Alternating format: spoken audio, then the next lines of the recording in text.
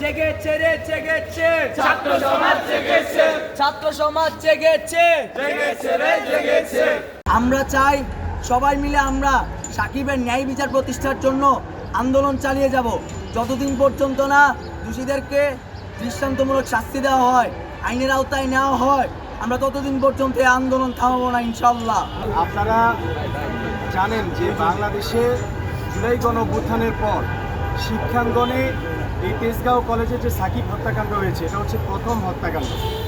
জুলাই গণঅভ্যুত্থানের পর প্রথম শিক্ষাঙ্গনে যে হত্যাকাণ্ডটি ঘটেছে সেটি হচ্ছে এই তেজগাঁও কলেজে।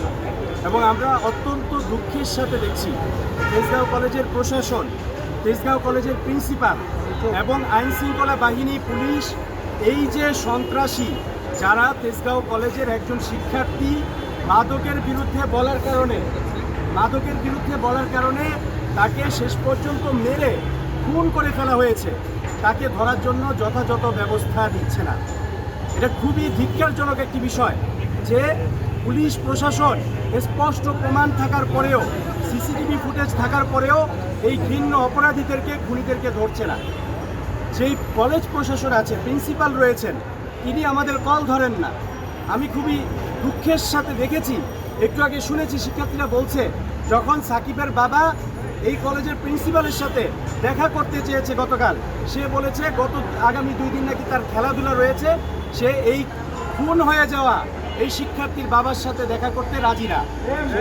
এই ধরনের প্রিন্সিপাল তেজগাঁও কলেজে থাকতে পারে না।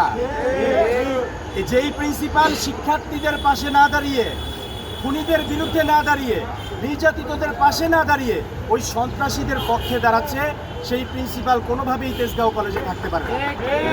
শিক্ষার্থীদের প্রাণের দাবি এটা। একটা শিক্ষার্থী খুন হয়েছে অথচ সে কলেজ বন্ধ করে দিয়েছে। সে মামলা করেছে বলেছে, কলেজ প্রশাসন বলেছে মামলা করেছে, কিন্তু সেই মামলার কাগজ কই শিক্ষার্থীদের কাছে তারা দেয়নি। যে দেশের পরিস্থিতি কি, দেশের জনগণ পরিবর্তন চায়।